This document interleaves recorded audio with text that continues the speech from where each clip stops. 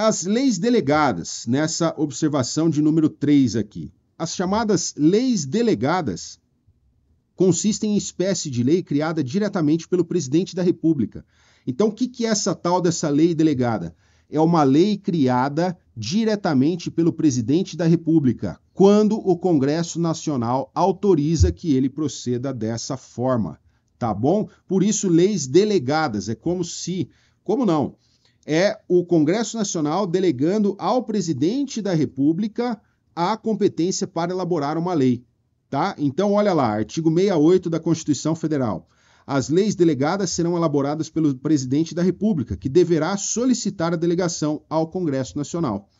Então, é uma lei criada pelo presidente da República com autorização do Congresso Nacional. Isso se chama lei delegada. A lei delegada tem força de lei, mas ela pode estabelecer crimes e ela pode combinar penas? Mais uma vez, não pode. Por quê? Porque embora tenha força de lei, embora chame lei, né, lei delegada, pouco importa, porque ela não é lei em sentido estrito, tá bom? Além disso, olha o parágrafo 1º. Não serão objeto de delegação os atos de competência exclusiva do Congresso Nacional, os de competência privativa da Câmara dos Deputados ou do Senado Federal, a matéria reservada à lei complementar, nem a legislação sobre, ou seja, não serão objetos de delegação a legislação sobre nacionalidade, cidadania, direitos individuais, políticos e eleitorais. E a doutrina entende que o direito penal, ele trata diretamente sobre direitos individuais, uma vez que o direito penal, ele quase sempre tem a possibilidade de gerar a privação da liberdade de alguém, liberdade que é um dos principais direitos individuais aí, tá bom? Então, seja porque não é uma lei em sentido estrito, seja em razão dessa vedação expressamente prevista na Constituição Federal, as leis delegadas não podem estabelecer crimes e nem penas. E a Constituição Federal? E uma emenda constitucional? A emenda constitucional pode? A gente tem a ideia de que a Constituição Federal pode tudo, né? Porque ela está no ápice do ordenamento jurídico. O nosso ordenamento jurídico é estruturado em forma de pirâmide, para quem nunca viu isso daqui, né? Então, no topo da pirâmide, nós temos a Constituição Federal, embaixo nós temos as leis em geral, depois nós temos os atos administrativos,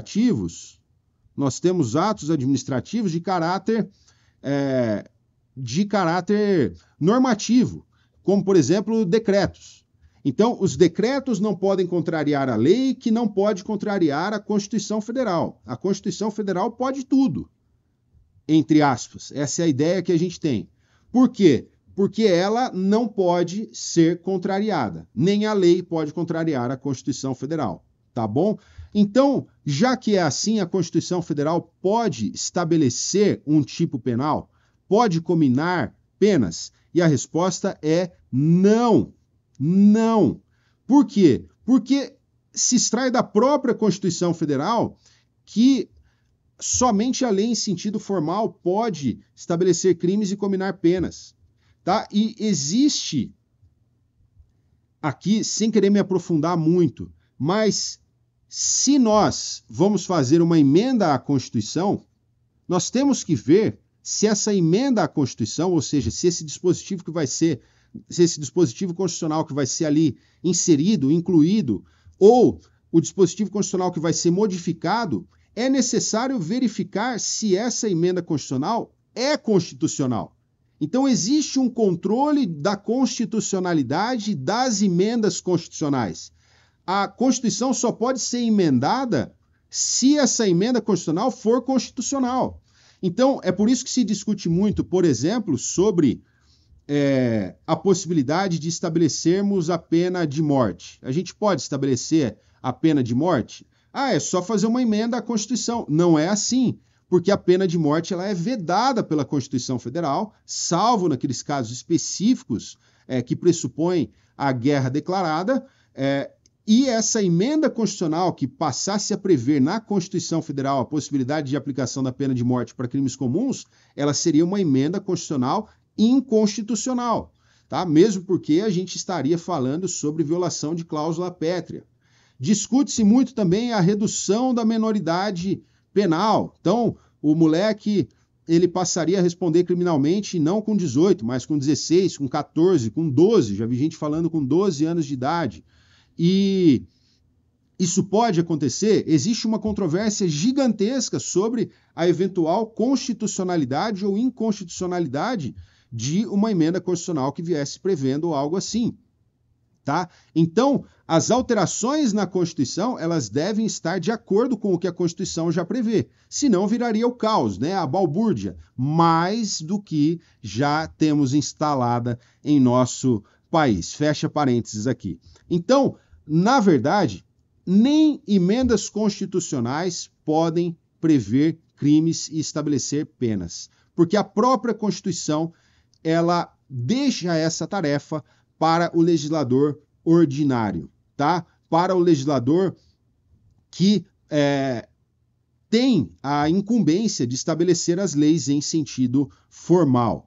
Mas, da mesma forma como a gente viu que existem os mandados internacionais ou convencionais de criminalização, nós temos também os mandados constitucionais de criminalização, que consistem em ordens dadas pelo Constituinte para que o legislador infraconstitucional preveja determinadas condutas como crimes, tá? Então, nós temos um dispositivo, dentre os dispositivos do artigo 5º da Constituição, que fala que a lei considerará crimes todas as formas de discriminação, tá? E nós temos, então, a Lei 7.716 de 89, que é a lei de racismo. A lei de racismo, ela é uma lei prevendo crimes, é uma lei em sentido estrito, prevendo crimes, então pode? Lógico que pode. E é uma lei elaborada em cumprimento ao mandado constitucional de criminalização. A Constituição Federal, ao invés de prever o crime ela própria, ela falou, o legislador, você está obrigado a prever essas condutas aqui como crimes. E o legislador previu as condutas como crimes. Tá bom? Aqui, ó. A lei punirá qualquer discriminação atentatória dos direitos e liberdades fundamentais. A lei punirá, tá? Não é uma previsão do futuro, né? Olha, eu acho que a lei punirá um dia. Não, tá mandando que a lei puna. Isso é um mandado constitucional de criminalização, tá bom? Importante número 5 aqui. O STF, isso daqui é de conhecimento geral, mas é bom a gente pontuar. O STF, no bojo da ação declaratória de inconstitucionalidade por omissão, nossa, preciso saber esse nome? É interessante que saiba, tá? Mas isso aqui é controle de constitucionalidade e não cai na sua prova. Então aqui nós temos uma ação declaratória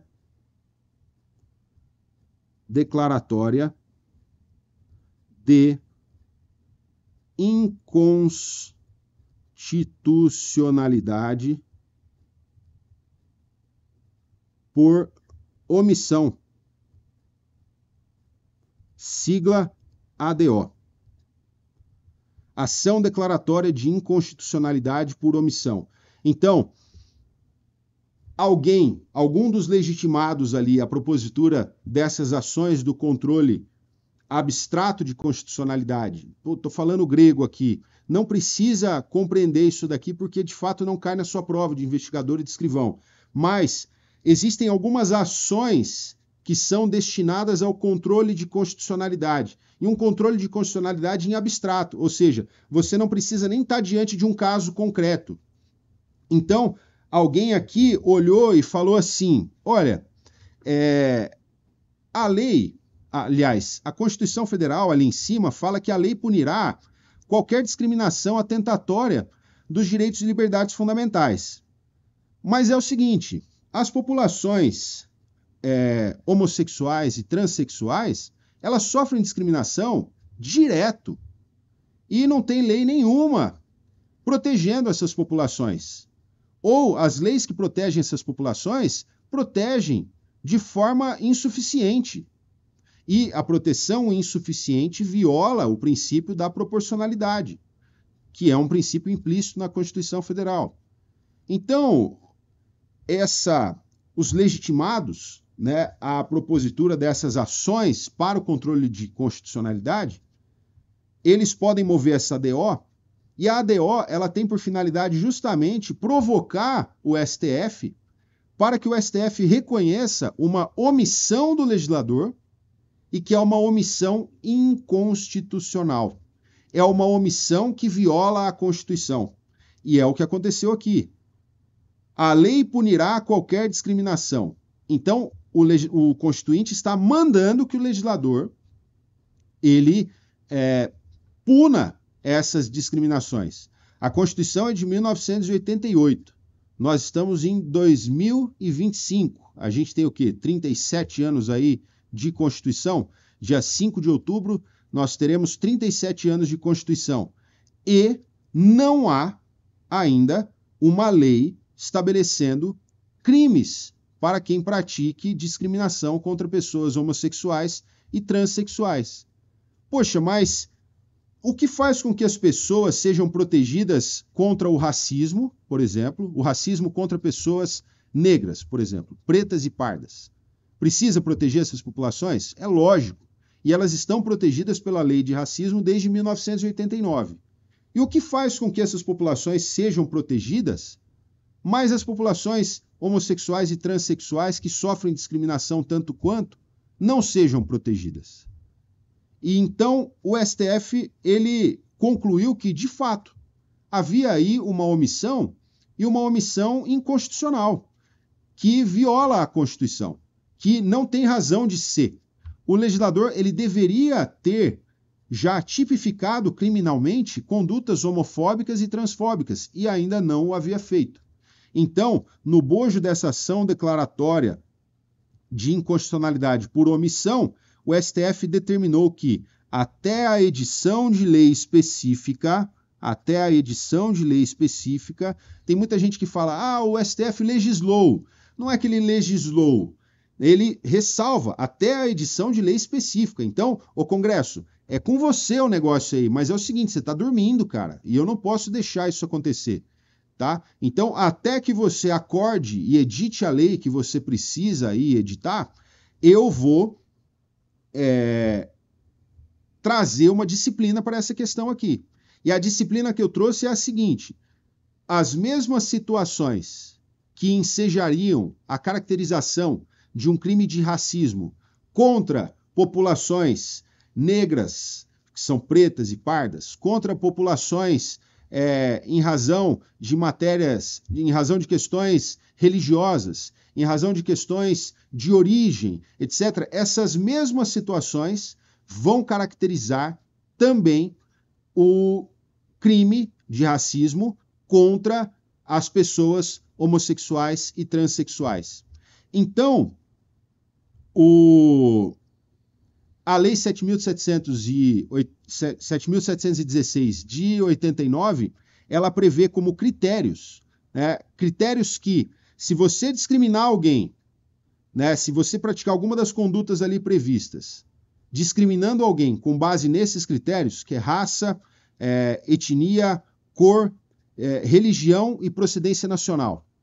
Se você, por exemplo, se recusa a entrar no elevador em razão de preconceito com base em algum desses critérios, você não entra no elevador com uma pessoa que seja negra, por exemplo, você não entra no elevador com uma pessoa que seja nordestina, você comete um crime que está ali previsto. Se você é dono de um restaurante, você se recusa a servir alguém porque se alguém chegou lá caracterizado com roupas do candomblé, você comete um crime que está ali previsto. Então, o STF adicionou a esses critérios a homofobia e a transfobia. Adicionou provisoriamente, dando uma determinação, dando uma disciplina àquilo que o legislador não disciplinou. Dando uma disciplina emergencial àquilo que o legislador já deveria ter feito e não fez, caracterizando-se, portanto, a omissão inconstitucional. Tá bom? Então, trocando em miúdos. E por que eu estou falando isso agora? Porque a gente está falando de princípio da legalidade, a gente está falando de princípio da reserva legal, e muita controvérsia surge aqui. Poxa, então a Constituição Federal não pode prever uma emenda constitucional trazendo um crime. Um tratado internacional não pode estabelecer um crime, estabelecer uma pena, mas vem o STF com uma canetada e estabelece um crime. Na verdade, ele não estabeleceu um novo crime, ele se aproveitou de crimes que já estavam estabelecidos e ele só alterou, ele só ampliou ali os critérios que fazem com que esses crimes se apliquem. Então, na prática, mais pessoas poderão ser responsabilizadas por isso? Sim, tá? Mas isso se justifica do ponto de vista constitucional? Sim, também. Se o STF, aliás, se o Congresso Nacional, ele editar uma lei específica falando, olha, não são todos os crimes que se aplicam, são esses crimes aqui, ou para proteger essas populações homossexuais e transexuais, melhor seria que a gente previsse esses e esses e esses crimes aqui e tal. Essa decisão do STF para de fazer efeito e o que vai fazer efeito é a lei específica. Só que não há lei específica por enquanto, o Congresso continua dormindo, tá bom? Então essa é a questão que tem aqui por trás dessa decisão do STF. E aí, depois dessa decisão, veio uma nova lei que previu, lá no artigo 2º-A da Lei 7.716 de 89, o crime de injúria racial. E essa nova lei, ao invés de suprir essa omissão, continuou quieta. E ela não abrangeu na injúria racial as populações homossexuais e transexuais. E aí coube de novo ao STF falar, olha, essa lei que incluiu aí o artigo 2º-A, prevendo o crime de injúria racial, na lei de crimes de preconceito, na lei de racismo, ela também se aplica, esse crime de injúria racial também se aplica quando a injúria racial for praticada contra populações homossexuais e transexuais. Tá? Então o STF teve que se manifestar 2 vezes em relação a essa questão. Uma vez em relação aos crimes de maneira geral e uma segunda vez em relação a esse novo tipo penal que foi incluído posteriormente à primeira decisão.